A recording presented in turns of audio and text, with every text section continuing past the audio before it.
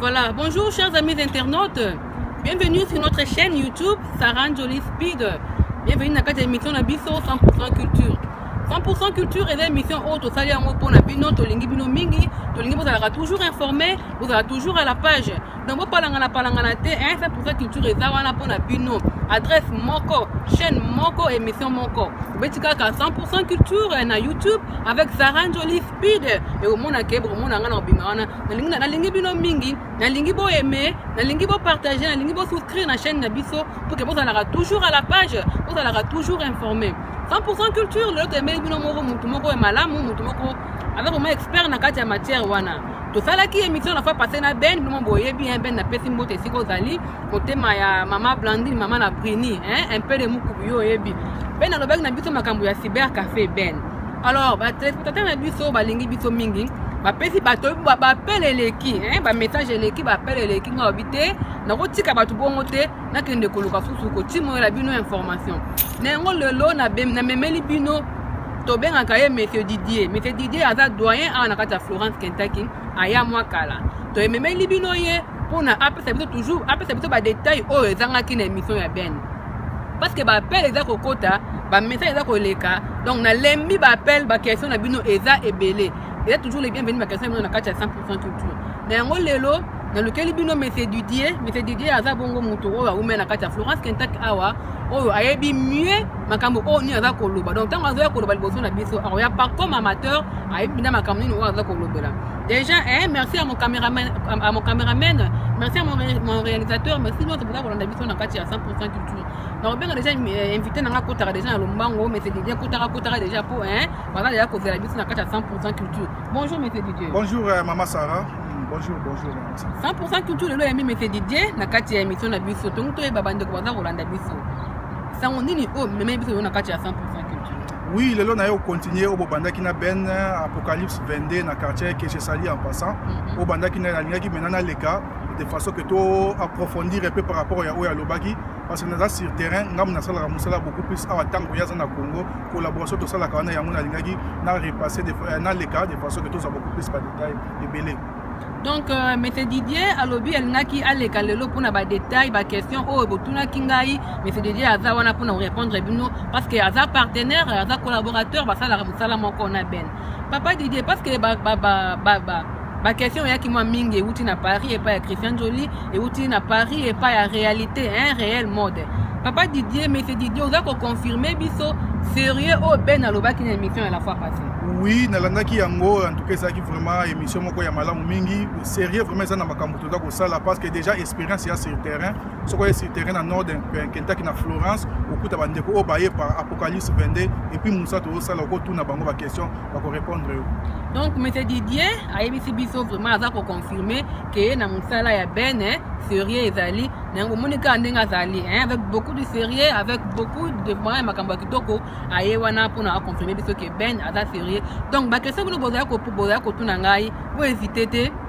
bo kende na cyber Ben na Apocalypse eza partout mais siège na ye eza na Apocalypse bo kende na cyber Ben beaucoup na Ben actuellement ye moko aza na Congo aza wana pour na bino ako répondre à ma question notre boza na numéro de téléphone ezali na émission to pesa ki la to sala ki fa passer na Ben numéro de téléphone ezali na émission o pe bo zapete ba surprise eza ebele donc Ben akozala papa monsieur Didier aza wana pour na bino ako ba malamu pour na bino. Donc monsieur Didier ayebisi biso ke aza ko confirmer sérieux o Ben alobaki na émission la fois passée ye pe le long na to na kati na bino awa apenda wana pour na ko confirmer. Mais c'est d'idée relation ni oyo dans oyo na Ben. Bozaka na relation ya musala to en dehors ya musala makam na bino continuer. Oui, mais merci beaucoup maman Sarah pour la question. Beaucoup plus na mais c'est ben total lié na relation ya ko intégrer bandeko baso gagner na loterie na DV et que baza disposer na ba moyen te cyber na ye na biso batoza awa tozo disposer na capital ya ko pesa batu wana maboko de façon que mutona soka zangi visa soka zangi billet to soutenir ye et puis tango ndeko ko ya awa to intégrer et puis ya futi biso malembe na moi pourcentage mukel polo ndenge to travailler ya mon relation beaucoup plus makasi na mais ben eza na niveau wana. Donc M. Didier a évité biso que relation na M. Ben eza na niveau wana donc le business et ndeni basala makambo na bango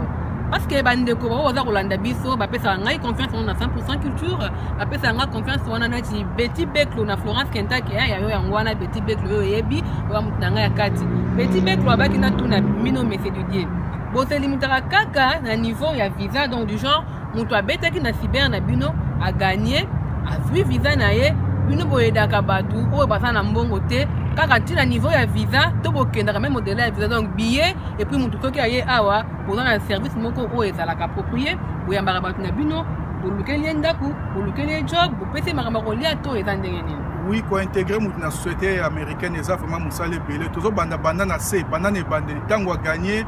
cyber et traité dossier na ye totali badifficulté aza nango ya visa ya soins médicaux tocompare nyonso wana ti tokoma na niveau ya billet ti ntango akoya awa mpona intégration na ye mosala eza vraiment ebele tel que esenga disponibilité ya temps ya bamoyen na makambo ebele ya bagage ebele vraiment esenga na kati wana intellectuel beaucoup de choses po ozwa ndeko na niveau awuti oyo intégré na kati ya société américaine to fonctionner yango lelo. Donc balobi aza wana bayedaka bato bauti na société mokusi bakuti na société américaine mpona baye babongo kosintegre na kati ya société américaine. Mais c'est didi na mosala bino boza kosala risque eza te badifite nini bokutanaka nango parce que moto mosusu bakozala mokanda wana asignaki yango ke soko akomi akofuta mbongo mais akomi awa abaluki bino alors bokutana na difficulté nini na kati ya mosala wana? Oui, d'abord premier point lobi wana moto asigné bosalisi ntango aye awa achange na ye akomi na ye na makambo mosusu akomi ne kolanda makambo etali baforme makambo ebele ebele tel ke aza sous dispositif afuta bino bamoyen botiaki difficulté eza vraiment beaucoup moi eza makasi po tozalaka liboso na ebande tobandaki na billet mais lelo tokomi na niveau ti ya visa parce que omoni crise eza na Congo ezosala vraiment baparent baa disposition na moyen mingi te ntango mwana aganye loterie ube ye moko parent aganye loterie misala eza te tokiti mena ti na niveau ya bavisa na basoins médicaux po akende kozwa batraitement de façon ko ase présenter devant conseil dossier nyonso eza complet donc bafond tootia wana dossier ndeko mpa okende kuna boye interview eleki mabe bapesi ye visa te alors tozoperdre bambongo na po moyen otuna ye soki te oramboursenga ndenge nini eza mwa mpasi po déjà le fait kayaki mpa na yo c'est-à-dire ezalaki sans moyen donc barisque yango wana tozoperdre mpe bambongo mais bon d'une manière mpe soki ndeko aye afuti biso na motema malamu e tozorécupérer mpe donc c'est un peu ça dans l'ensemble badifficulté tozokutama ya terrain et puis difficulté ya intégration il faut kointégrer ndeko akoti na société ayeba nzela akende mosala ayeba kotravaille moi na mboka mpe touta mboka mpe bato mi batravaille te ndenge baaméricain batravaille awa batravaillaka dur mais biso touta mboka moko tolingi un peu moins facilité mais soki toya eza badifficulté ya korode mutu de façon ke ya accepte mosala oyo akutani nango na ebandeli donc badifficulté eza mo ebele mais bon tosala tout osiremonte yango. Donc badifficulté eza mo ebele mais c'est d'idée en collaboration on a Ben cyber Ben basalaka tout basurmonte yango alors na 100% culture toza wana mpona bino tokendaka toujours kochekele bino ene babenge na bino afa parce que nakendaka kochimola Ben mais c'est d'idée mpe yo lelo na ye kochimola ye na timoni mais c'est d'idée parce que aza doyen aza mutu oyo aya mwa kala na kati ya Florence Kentucky awa aya mwa kala ayebi mwa mingi alors aza wana baosala partenariat na Ben mpona mutu oyo aganye DV mais c'est d'idée mutu mosusu azali abetaki DV na ye aganye mais aza na mbongo te bino bozogarantir bato wana nini bopesaka bango bosutenaka bango bosalaka ndini modalité nango ezala ndeni? Ouais, modalité c'est vraiment simple, c'est-à-dire première étape il y a des rôles ndeko gagner aye soit na sibto avec na bente mais ben eza base parce que aza mutu a maîtriser domaine wana makasi il y a beaucoup plus ça soit la décision ndeko aye ils ont ba critères il faut aussi ça soit diplôme d'état il y a ko juger attendre ko uti ba konga uti qui voyait mais tant que guider à na cyber on est ce ko totala ce ko zo réunir ba critères nyonso de façon que to disposer fond ndeko a komati na niveau ya ko se planter devant conseil donc makambo za mo be na kati wana c'est pas aussi facile mais bon toujours travailler yango de façon que bandeko bazo quand même koya et puis bazo travailler. Donc makambo eza mo ebele mais c'est d'idée ebisi biso ke bazo travailler ba risque eza ebele ba difficulté pe ebele bandeko pe boza olanda biso pe boza na kati ya Florence awo boyebi ke boza na ba irrégularité oluka mais c'est d'idée pour c'était pour pe bato baza na sima baza pe na chance wana soki yo basungaki yo pe luka ke osunga muninga po te totonga yo ko na biso nyonso ba elongo mais c'est d'idée parce que yo za mutu oyo oya pe mwa kala awa to nto tuna ezala mutu mosusu ni ket clé lokonde abeng nanga na tuna yo na cyber na bino boyedaka kaka bato oyo babetaka na cyber na bino to mutu akobeta na ye na Kivu akobeta na ye na Goma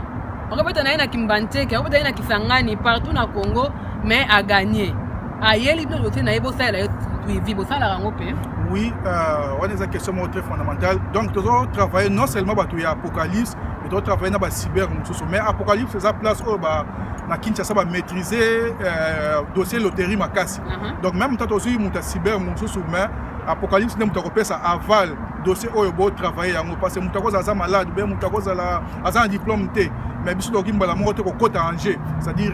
apocalypse nde mutu akopesa confirmation de façon toyeba dossier oyo tokotravailler yango ou bien pas mais en tout cas tosalaka effort to balaye ba cyber pe misusu baya na bato na bango wana de façon to sunga donc eza moi musala moko eza pratiquement pour na bana nyonso Congo donc ba cyber misusu bande ko misusu boza kolanda biso betaki na cyber na mususu oganyaki na yo yaka pesa ben confiance wana akosimba na loboko ndenge moko alobaki on tient un peu de mukubi na kati ya dossier na yo pour te au maximiser chance na yo ya kokota awa mais c'est Didier Christian Jolie na Paris on a donc peut-être mbote abaki na ngana tuna yo s'agissant ya intégration na kati awa étant donné que yo za mutu oza mais Didier oyakala conseil ni oza kopesa na bato o baza ko s'intégrer actuellement na kati ya États-Unis awa intégration ezalaka ndenge nini eza facile eza difficile alors ba o basi bakoti awa conseil bango nini oui intégration c'est étape moko difficile vie ndenge tozouta na Congo na ndenge société oyo eza ko fonctionner osenga ba capacité belé de part et d'autre difficulté toza nango mingi bandeko soki baye akomi na niveau oede muke akomi na niveau mo peut-être azui moyen de déplacement abungi azomona oyo sute et pourtant toa beaucoup plus na besoin bandeko bakende au-delà bazwa éducation babatanga de façon que baza bato moko utile non seulement aux États-Unis mais et puis na Congo mais de là que tu comprends que l'éducation formelle pour le moment ils a pratiquement pas donc disparaître bandeko bazoya bakangamika ne loko moko za osala oyo la kisiye progression vraiment exacte on les a difficulté makasi to kuta nango d'autant plus que tous autres na pays francophone les pays anglophones ils a vraiment musala mo ebele pour na langue ils ont senga kutanga vraiment mais bon difficulté les amants makasi na musato sa intégration ba jeune vraiment ni ko s'intéresser au niveau éducation et ça c'est un problème mais tu travailler sur ça tu as structure un peu beaucoup plus flexible qu'on disposer à temps de façon qu'on guider bango pas comprendre des places ni collège ezalaka place ni accueillir pour l'anglais de façon que un jour ba se retrouver donc voilà chers amis d'internautes merci na 100% culture peut habiter toujours confiance mais c'est Didier Lobike bazana ba difficulté wana pour na ko intégrer ba tout mais batongi pe ke bino pour la flexible quoi pour la flexible pour bongo facilement intégrer alors pour la bandeko oyo ba se déplacer aye na États-Unis akomi na Florence Kentucky akomi na New York akomi na Alabama akomi partout alors camarade mko azalaka na Los Angeles camarade mko azalaka na Cincinnati camarade mko azalaka na Chicago alors camarade na ye apesi tolu du genre que yaka na kutu koto kutu musala ezalaka bien koto kutu ndako ezalaka nango moins cher koto kutu boye oza kopesa bango toli nini eza na état moko oyo eza plus mieux que état mosusu to état nyonso nde balobengango États-Unis état nyonso eza uni eza na bacondition de vie moko. Oui maman Sarah merci pour la question.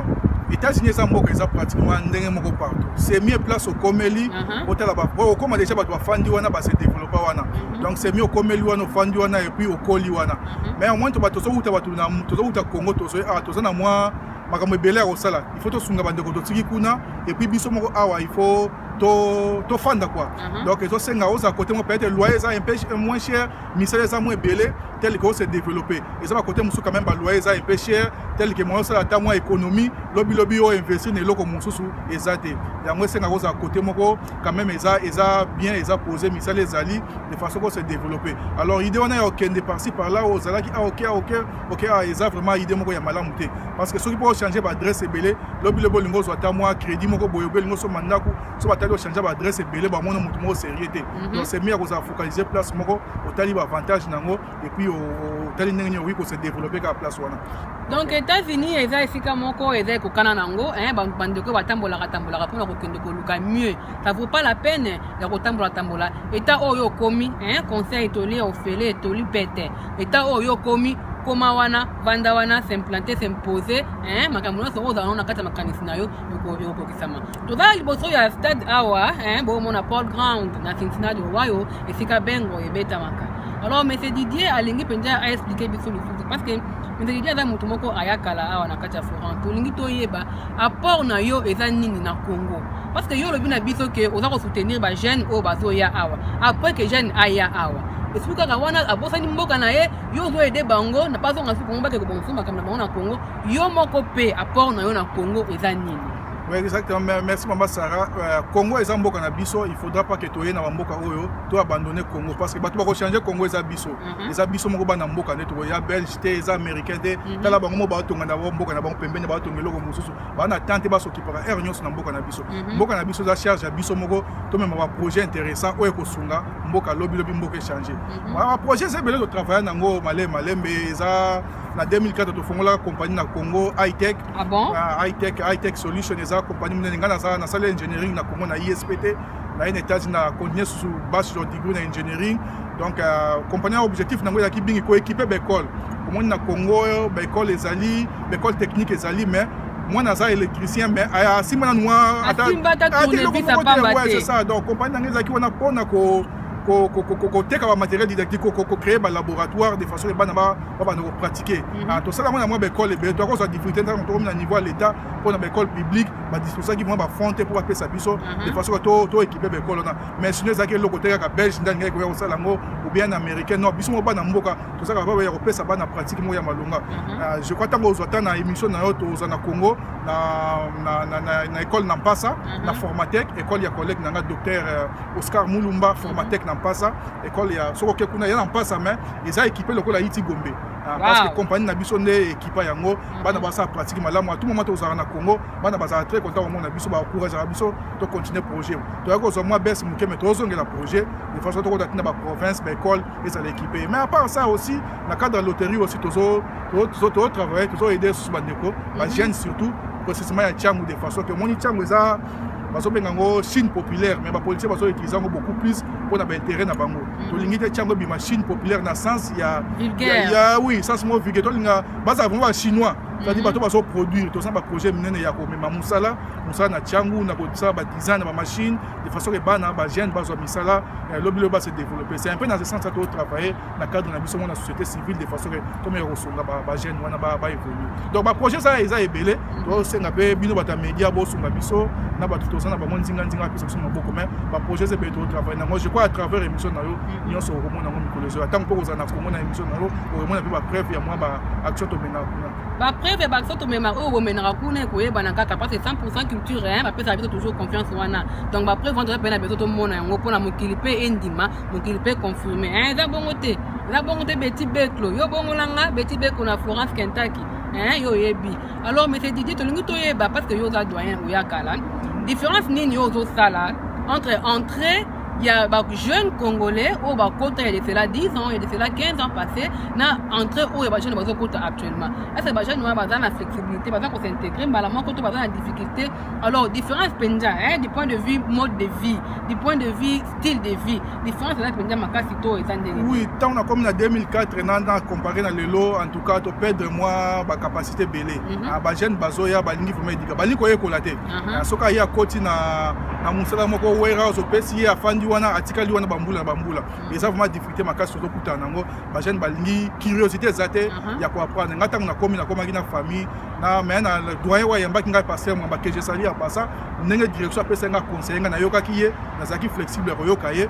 ko singa na nzela éducation na ke na tangi na sisi bachelor na ngai ye ko idenga na ba no o ye ko landa après mais le lot to perdre moi ba qualité wana ko ba jeune bazoya en tout cas muke na ko ba banana bandi na fongoli maboko na pour recevoir Congolais en tout cas na rôle même je crois pas les même pas deux pour ba graduer chez nous na zu déjà donc ba bazate donc ba bazo ko s'intéresser le loko tche bango afandi kana bon les appels liés na ba moi ba makambo belé tantôt à tirer charge makasi na Congo il faut travailler moi dire ah ba mais je crois que beaucoup plus les liés na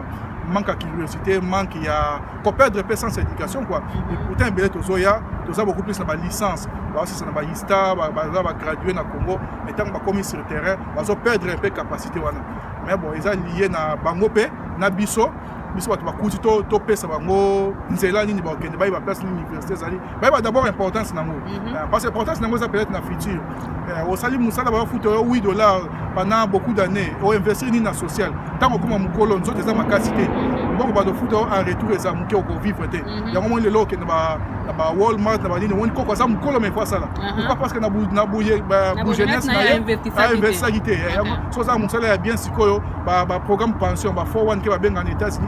ba jeune il faut pas linga ko investir mo mbongo na kati lobi so ba 6 classe au monde américain ba mi na 1 million ba mi na 500 000 parce que abandaki ntango azalaki mwa ya jeune azalaki deya koinvestir atangaki koinvestir malema eza baprogramme ebele esenga biso bazo tokuti topesa bango bainformation wana mais bango mpe en retour bamonanaka bayaka de façon bacontinue bakende au-delà ya oyo baza nango pour le moment eza te kozwi appartement ozwi mutuka ozwi nyosuki wana non après wana biloko ya minene oyo eleki wana eza base na mboka oyo mutuka na mboka oyo eza eloko moko ya mutu nyonso donc eza eloko moko mais au-delà de ça okosala makambo mosusu donc au-delà de ça okosala makambo mosusu mais Didier aza wana mpona bino soki numéro ya contact ezali opesaka déjà na lombango parce que nayebi ke na minute babone baza ebele merci na bozopesa biso confiance na kati ya 100% culture ebetika na kati ya YouTube 100% culture avec Sarah Jolie Speed bomona nga na kobima wana soki numéro ya contact ezali opesaka ya mwa lombango po te nayebi ke na minute oyo bapele ezopesama déjà bamessage ezokotaka déjà po toyebaka déjà eza ndenge numéro na ngai ya 001 859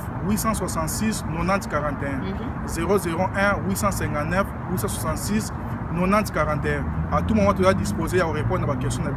il y a aide besoin nango besoin à travers émission ça pour ça qui dit que tozo encourager pour soutenir l'émission de façon que liboso parce qu'on a besoin de médias, on a besoin de médias. Sans médias, on est au batouaï babusé comme ça. Donc voilà, 100% culture et ça on a pour la buno sans médias, moi ma camboyé par les dates. Donc profiter de l'occasion on a eu ça batunyo sur aux en produit na yo, aux en ONG na yo, aux en musa na yo lingi au promouvoir ango. 100% culture et ça on a pour la buno et un numéro de téléphone à 100% culture et ça 001 859 577 23 13 001 859 577 23 13. Donc, aux en information na yo, aux en produit na yo, aux en compagnie na yo, aux en ONG na yo, aux en business na yo, aux en association na yo, au lingi et bana. Et n'hésitez pas à vous benga biso to zana pour na bino to ya pour satisfaire bino. Merci à mon invité, merci à mon réalisateur, merci à mon caméraman, merci à tous ceux qui nous ont suivis, merci pour nous confiance pour toujours dans le cas 100% culture. Na pesi mbote maintenant ça va Rolanda Biso, invité nanga merci. Merci mbote na ça va Rolanda Biso. Merci à maman na sa bonde ko femme. Merci à maman na so ya ka wana lingi bino mingi penda to kuta na la fois prochaine. Merci.